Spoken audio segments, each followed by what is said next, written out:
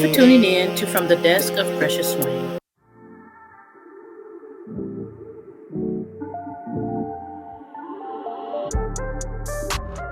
It's hard to know that through it all, this is gonna hurt you this time. Now I just off the line. I have a reason for all the things and all the ways I tried to tell you, but you turned away. And now you need me so bad. Girl, it's driving you crazy.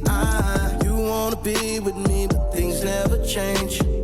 Hello, and thank you for tuning in to From the Desk of Precious Swain. On today's episode, we will meet with Amber Gardner. Amber will be speaking with us about her experience with homelessness. Today's episode is very heart touching for me because I also have experienced a homelessness situation. I encourage those who are dealing in this situation to not lose faith, not look down on themselves, but to understand that if you continue to push, you will eventually persevere.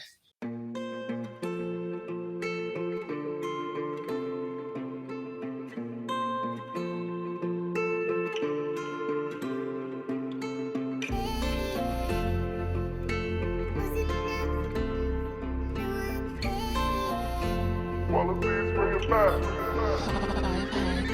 Lately, I have been thinking people think I need a man. I need this constantly. Hello, and thank you for tuning in for today's episode of From the Desk of Precious Swain. We all know that homelessness is a very serious thing that's impacting our communities, no matter what state or city that we live in. Today, we have Amber that's going to speak in detail about the situation. Hello, Amber. Would you mind introducing yourself to the viewers? Swain, I first want to thank you for having me. It's very much an honor to be able to appear on your platform and share my experiences and the lessons I've learned and how we can help other people. So, first, I would like to say thank you for allowing me to grace your show. Oh, you're very, very welcome. This is the creator's show. He just sent me to go do some talking, but this is his show. So we're definitely going to do whatever we can to help his people on this platform. So, as Ms. Swain has said, my name is Amber Gardner. I am 27 years old. I'm a native of Hampton Roads, Virginia, born and raised in Newport News. I currently live in Hampton. And during my time in Hampton and Newport News, I experienced different spouts of homelessness during my teenage years. Thankfully, God allowed me to be able to make it through that. I now have a bachelor's in journalism from Hampton University. Hmm. I published my first book a year after I graduated. So this October will be the fourth anniversary of the release of my autobiography, Bigger Than Me, A Story of Struggle, Surrender, and Grace. And I currently host my own podcast, Bigger Than Me, the podcast. So God has done amazing things despite my experiences. I'm very grateful. Totally understandable. Now, what are your suggestions to stop or detour homelessness? We do need to listen because I think when people think homeless, there's automatically this idea of almost like kind of like the whole, coming to America type idea with the guys, sitting by the trash can, in the big clothes. I don't think people realize somebody could be homeless and you have no idea because there are different ways to be deemed quote unquote homeless. You could be living in and out of hotels, you could Mhm. be sleeping in your car. So you don't have to look homeless as the media has presented it in the past to actually be homeless. So pick up on the cues. Like I was homeless in school. People started picking up on it, like classmates and stuff, because they would see me bringing my things with me to class and stuff, and putting it in a certain place, early in the morning, so I can make sure that nobody took it and things of that nature. You see somebody with a suitcase enough times, you start to wonder why they have that with them to come to school instead of a regular backpack. So definitely listening. Also, the fact of having more programs for single parents, not even just single mothers, single parents. My mother was a single mother. My parents divorced. And, I had contact with my father, but I lived with my mother and we lived in a different state from my father. So she was still a single parent. And, there are some programs for single parents, but I feel like the programs, they're not really are not a lot for like single fathers. So, those that have seen the film, like The Pursuit of Happiness, there are men dealing with that can't get the help a woman can. Mhm. Also, a lot of times I've noticed that the programs are available more in the winter time where it's like, oh, it's cold outside, so they shouldn't be outside. Homelessness sucks all year round. Yeah. It does not need to be cold outside for homelessness to not be enjoyable. It's not enjoyable in spring and summer either. So really it's just having resources, having understanding, and giving them an opportunity and a way to come out of it. Because some people, it's kind of in a cycle. If they're staying in and out of hotels and they can only get a certain amount of money, to cover a hotel bill, they're also not going to be able to then cover first, last, and security for an apartment. It's just Mhm. having programs and opportunities to help people get back on their feet.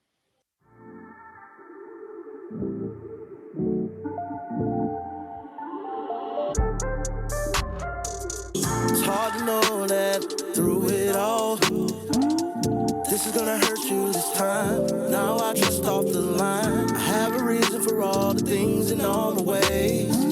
I tried to tell you, but you turned away. And now you need me so bad. Girl, it's driving you crazy. You wanna be with me, but things never change. I myself experienced the situation with homelessness when I got my divorce from my second husband. Of course, we went through all the property breakdowns and everything, and he got the house, and me and the children ended up in a motel. And you're very right. Being in a motel is still being technically homeless. You may be able to swipe that card and get in that room to get some sleep, but there's no true stability in that situation. And hotels are high. So when you're in a hotel, it's hard to save the money to transition into housing because this hotel, we're looking at 300 and some change a week, you know. And so when you're spending 300 and some change a week, you have a job, you're spending the majority of your paycheck weekly for this room. Well, in my situation, um, he also got the vehicle. So that left me transportationless, which left me, you may as well say, jobless because you can't get to work and do certain things. In the area in which I live, there's really no public transportation if you live in the outer portions. So you're kind of just stuck. So at that time, I still had four that were under 18. And when you're in that situation with children, it's not as easy as some people may think. It's better than being physically on the sidewalk, on the street, but the same worries apply. How will I continue to keep this going? So what are your suggestions for people that see themselves approaching this situation? Because in some situations you wake up and that's just your situation. In a lot of them, you kind of see the warning signs. You know you haven't been paying the rent, or you know that the property is up for sale, or the landlord is issuing an eviction notice. How do you begin to prepare to not end up in that situation? Thing I would say is definitely keep track of your papers. And when I say that, I mean make sure somebody's keeping track on what needs to be paid when, what needs to be renewed when, etc. In my situation, my mother, she had so my mother in the past has had very bad seizure disorder. It's been better as of lately. However, she had had a bunch of seizures and they had to medicate her into a coma because they were scared she would have a stroke, and there was a lot of stuff going on. And she had to go through like a rehabilitation period. I stayed with my father for a few months. I came back. She was not working with the whole rehabilitation period. And little did we know that the recertification that was supposed to have been done for them to continue to help us with our rent and stuff with her not working had not been done.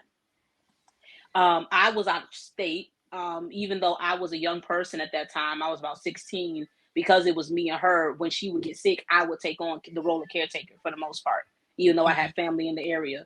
So if I had been there, that may not have happened because I would have kept track of it. Because I was not there, and those that were having to take care of my mother with her rehabilitation, I guess felt a bit overwhelmed or what have you. It was not taken care of, and we ended out on the street.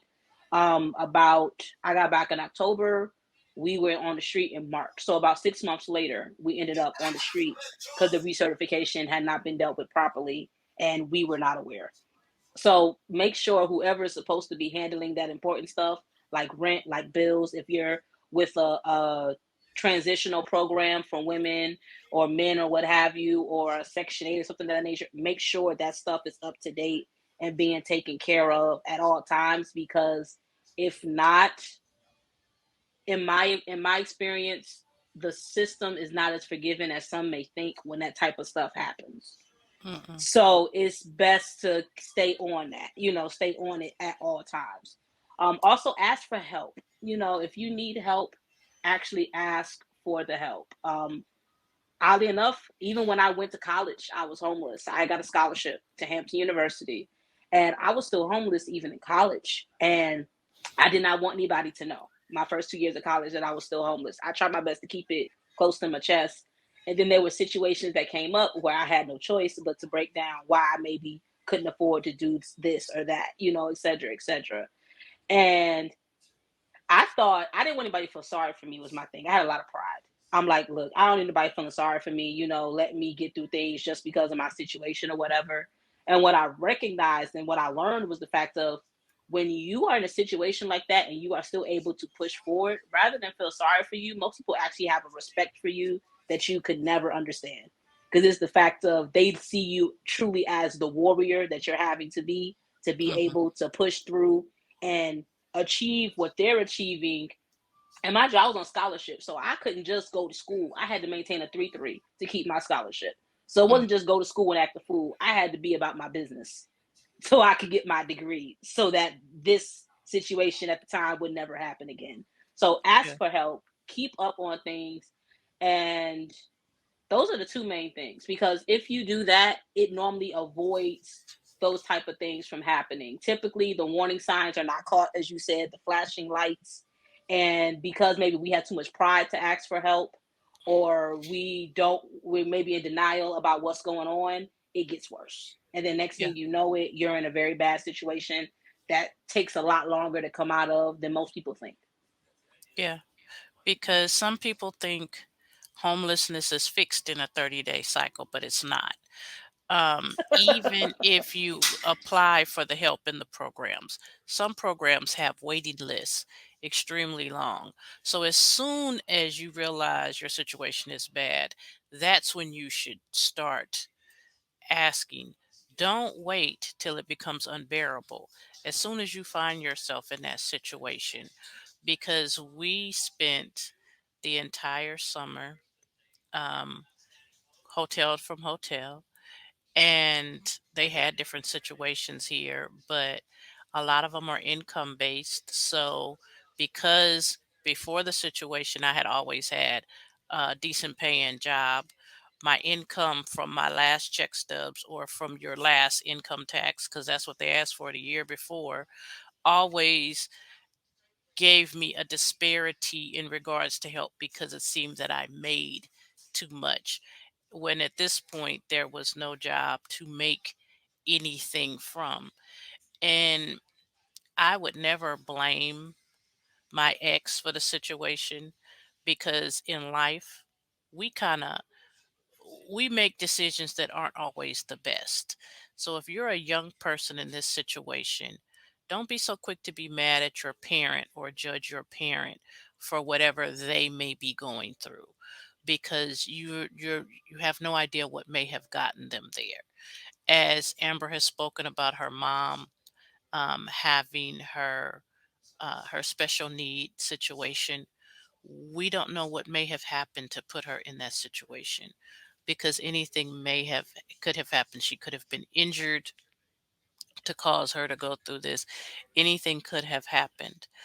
Um, Amber, I think another question that I will pose to you is as a young woman in this situation, did it?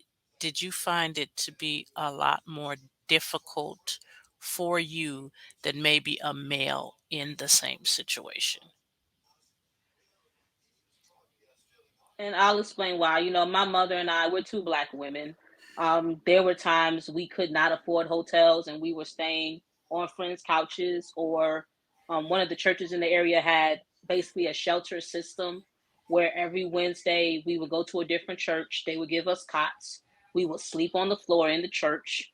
You would come back, you could eat and stuff, and then the next Tuesday you moved somewhere else. So my senior year of high school, I lived in 10 places in one winter, if you want to be technical.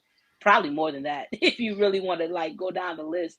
And being a woman, there were times we would have to find the church, two women walking down a dark alley that's not well lit with all types of luggage and bags. It's God's grace we were not robbed or worse or anything crazy of that nature. Yeah. And it did make it a bit more difficult just with the fear part of it. I mean, even with me being in high school, my some of my professors and teachers and stuff found out, and my principal ended up finding out because I was in choir, and we were a traveling choir, and my life was not terrible, but it was complicated. We got to meet President and Barack and Michelle Obama because we went to go sing at the White House my senior year of high school and different things. So I still had great experiences, but it made things complicated. My principal ended up finding out. They paid for my class ring. They paid for my yearbook. They helped me with my prom because I had to use my prom money to pay for a hotel bill. But it really was because there was always a fear of they could take me away from my mother because I was not yet 18. And as professors and teachers started finding out, it was almost like, oh shoot, this is really going to hit the fan. I don't need to be in a foster care system of less than a year before I turn 18 and can take care of myself or what have you. And to this day, I honestly feel like they kind of made like a silent agreement that we're going to get her through her last year of high school and get her into college by any means necessary. I really feel like they rallied around me. Well, I was that's a like, good thing. we're going to get her through this last year if it kills us. We're not doing that. It's not going to help. Let's get her into college. That's a good thing because in So that situation, they could have taken moves to remove you, but your mother needed you as much as you needed her. So it's so good that they didn't. Um, in the area that you're in, do you speak uh, to people in the homeless situations? I graduated high school, going into college, because I was a part of a program called Project Discovery in high school. That was a program set up for basically urban youth to figure out life outside of high school. And I was on the board for them. I technically still am. The board kind of dispersed after COVID. They're kind of trying to get things back in place. Regarding speaking on homeless awareness, I I I speak on it at times. I feel God leading me to speak on it more just because it's a time of my life that how can I put it? Sometimes things happen and God removes you from it by making things better. You have to kind of remind yourself, like, wow, like less than 10 years ago, I was really in some stuff. And, I've released the book and everything. Whenever I speak about the book, that topic comes up because that's a good few chapters of the book just explaining how it happened, how it was in it and how we were able to finally come out of it. But I do plan to be doing more speaking engagements soon, just for the fact of somebody looking at me. How do they say it? I don't look like what I've been through. They would never think now, me walking down the street, with an iPhone in my hand and a purse on my arm, going out to eat with my friends and doing this and that. That less than 10 years ago, I had nowhere to stay. No Yeah. one would guess that by looking at me at all. No, of course not, which is a good thing because we don't have to. We bounce back well.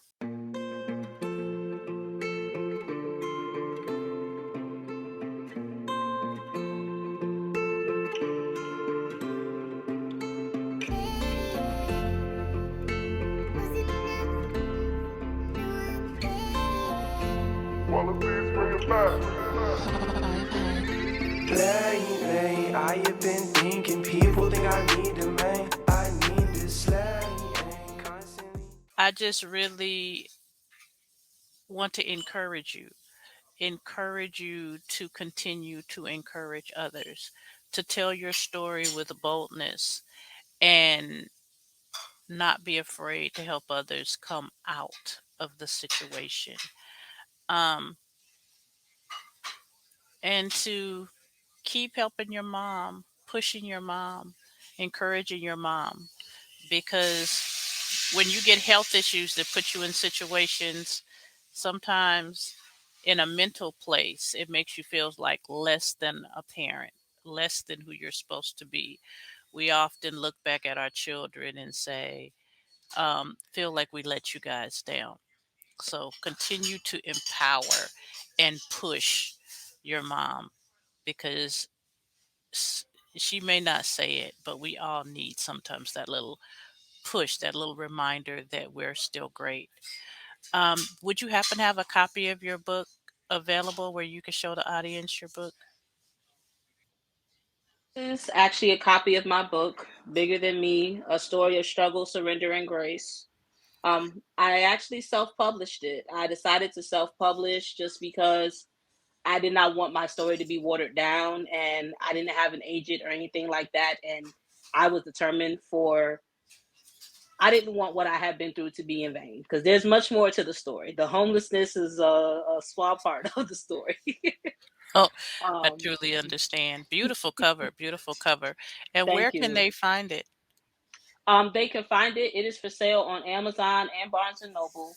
It is in ebook form on both platforms, so it is available Nook and Kindle, and it is Okay. also available for paperback. Thank you for what you said about the cover. We actually, a friend of mine from the church I grew up at, they do photography, and we actually did the photo shoot on the campus of Hampton University because I wanted to do the photo shoot there. My vision was I wanted it to be at the place where I felt like God was able to restore and begin to heal me from some things I encountered in my childhood.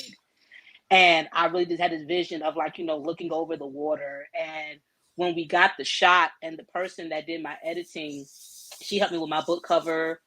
She helped me edit the book. She's amazing. She's in business now, and there's like a whole page dedicated to my book on her website. And I'm just so honored.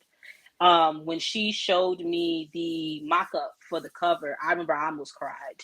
It was just, it was everything I had imagined it would be. I felt grateful that I had made it through to even be able to write this, let alone to see it actually come to fruition. So I'm very grateful.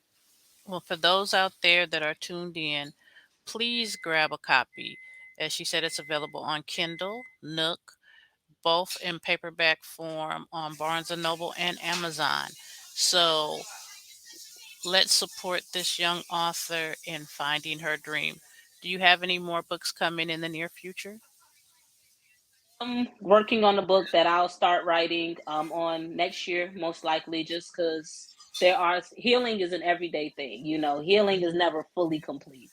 So there is some more healing that I do need to do to talk about some other topics. But the working title of my next book is actually Precious Jewel.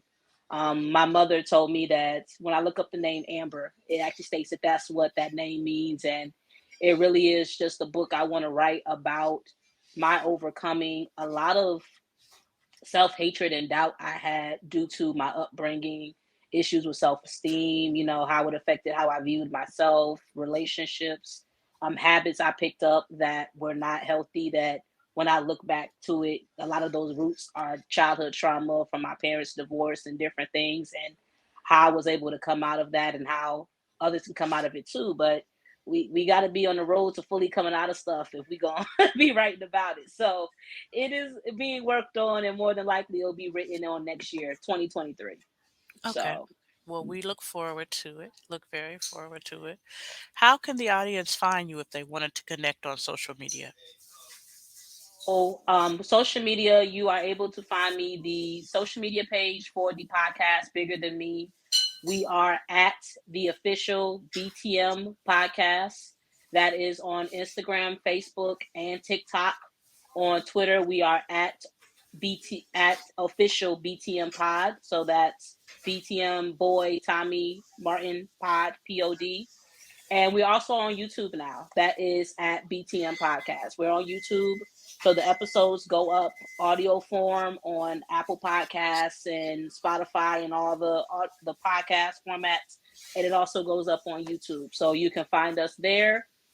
And for those that maybe, it's hard to remember all that, the link to our link tree is actually in the bio of all the social media pages. So if you find one social media page, the link to the rest of them is right in that link in bio. The link tree has all the links to everything from the book to the channel, the podcast, the social media.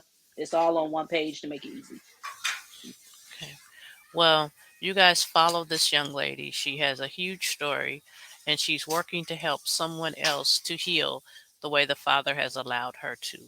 Again, this is Amber Gardner, host of the Bigger Than Me podcast, survival of homelessness and other issues. She has a book available for purchase, Amazon, Barnes and Noble, Kindle, and Nook. Please go look for it. Bigger Than Me is the title of the book. Let's give support to this young lady. Amber, I thank you so much for taking the time to come on the show, especially since the invite was very random, and taking the time to share with the community about homelessness.